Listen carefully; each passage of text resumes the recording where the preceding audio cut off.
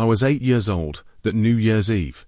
It was freezing outside, a thick blanket of snow covering everything. Even with the heater on, the house still felt a little chilly. My family was gathered in the living room, waiting for the midnight countdown. Mom was in the kitchen, frying chicken wings and baking an apple pie, the smell drifting through the house. Dad sat on the couch, with a beer resting on his knee, watching the news.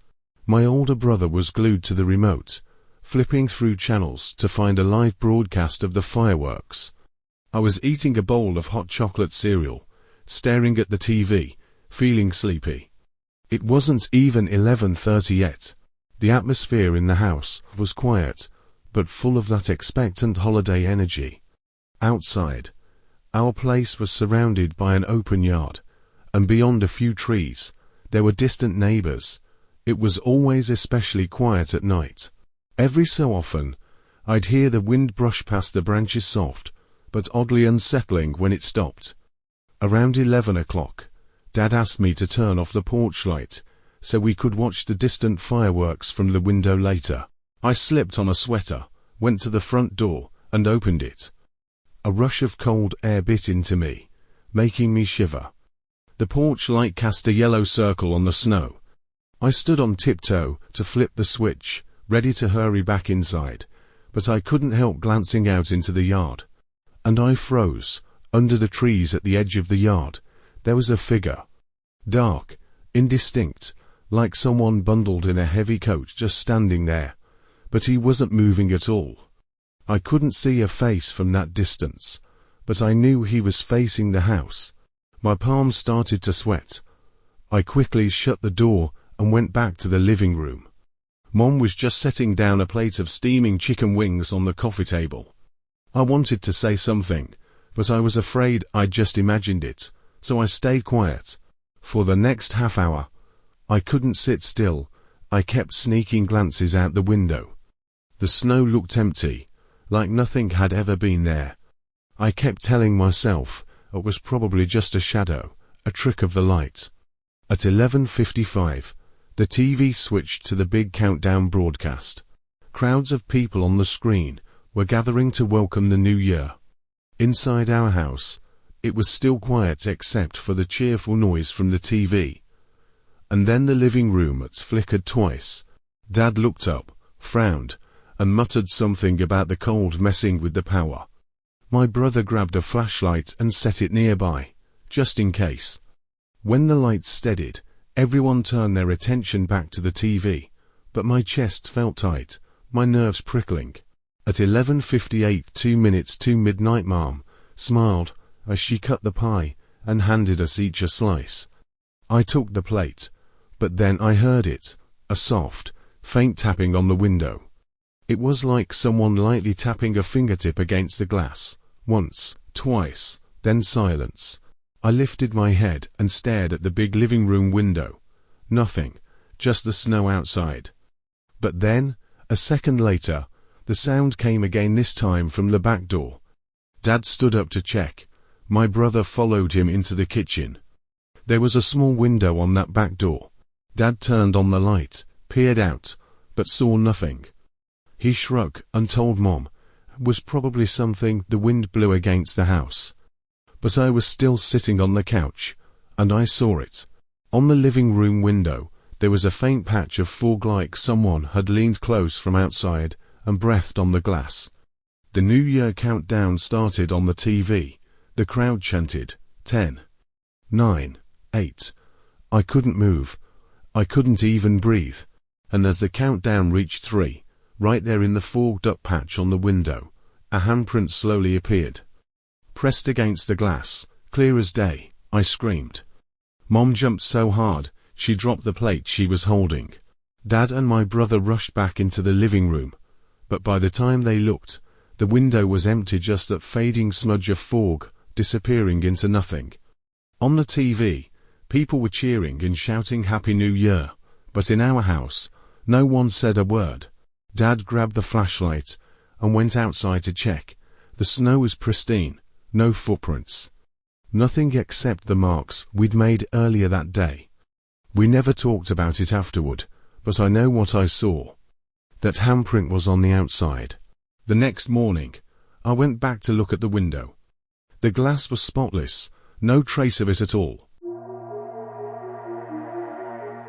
On New Year's Eve, I was curled up on the couch alone, a blanket over my legs and a bowl of hot cocoa in my hands. Every light in the living room was on. The TV was playing the usual New Year's special, the screen filled with crowds packed together, waiting for the countdown.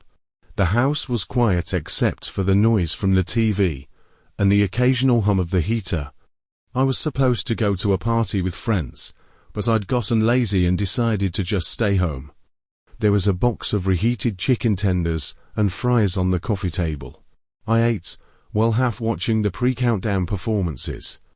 Around 11:30, light snow began to fall outside, making the street even quieter. I could see faint yellow glows from the neighbors' windows through the drifting flakes. That's when the doorbell rang. I jumped, setting my bowl down, staring toward the front door. Who would show up at this hour? I wasn't expecting anyone. My neighbors never came by this late. I sat frozen for a few seconds. The doorbell rang again. Slowly, I grabbed my phone and opened the security app. I tapped the camera feed for the front door. There was someone standing there, wearing a smiling mask. They were dressed in a dark coat, and on their face was a grotesque plastic mask with an exaggerated smile, the corners of the mouth stretching almost to the cheeks. The eyes were just hollow black holes. In their hand, they held up a small whiteboard with red letters scrawled across it. Happy New Year. My breathing went ragged, and my fingers trembled on the screen. The person didn't move. They just stood there like a statue, the sign swaying slightly. I immediately turned the TV volume down. The whole house felt suffocatingly silent, so quiet I could hear my own heartbeat. I held my breath, trying to pretend no one was home. The doorbell didn't ring again. He or she just stayed there. I stared at the feed for what felt like a full minute. Nothing changed, no movement, no leaving. Just that still figure staring straight into the camera. I turned off the screen. I didn't want to look anymore. I sank deeper into the couch, gripping my phone tight, my mind racing. Should I call the police? What if it was just some dumb prank? People wear masks and pull stunts like that on New Year's Eve all the time. But the fear wouldn't let go. It kept crawling deeper into me. Time crept toward 11:45. On TV, the host was giving the last hyped-up speech before the big countdown. I was silently counting the minutes, praying the person outside would leave. Finally, I worked up the nerve to check the camera again. The porch was empty. I let out a shaky breath, my palms soaked with sweat. And then, the TV screen flickered. The host's voice cut off, replaced by a sudden emergency news bulletin. A live reporter stood in front of flashing police lights, speaking quickly about. The doorbell rang again.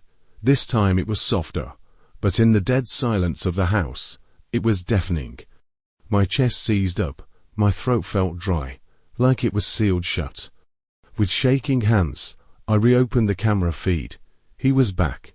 The same masked figure stood in the exact same spot, but now the sign was flipped. It had new words scrawled in red. I know you're home. I shot up from the couch and rushed to the door, double-checking the lock, then ran around to make sure every window was locked too. The living room was bright, but the air felt heavy, like the walls were pressing in on me. I went back to the couch and clutched my phone, debating whether to call 911 right then. Outside was dead silent. No knocking, no sound at all. Just that figure, motionless, like a shadow glued to my door. I thought about calling, but I was afraid even a whisper would let him know I was definitely inside. A couple of minutes passed, no movement. I crouched low by the couch, thinking maybe I should sneak upstairs to the bedroom and lock myself in there. But before I could move, there was a faint click. The door handle was turning. My legs went weak. I stared at the camera feed. The masked man slowly lowered the sign and reached for the handle with his other hand, pressing it down gently. Thank God I'd locked it. He jiggled it a couple of times, but the door didn't budge. Then he stopped. I thought maybe he'd give up. But he didn't leave. He just stood there. And then, he slowly tilted his head upright into the camera. The masked smile filled the screen, like he knew I was watching. I couldn't take it anymore. My hands were shaking as I dialed 911, whispering my address to the dispatcher.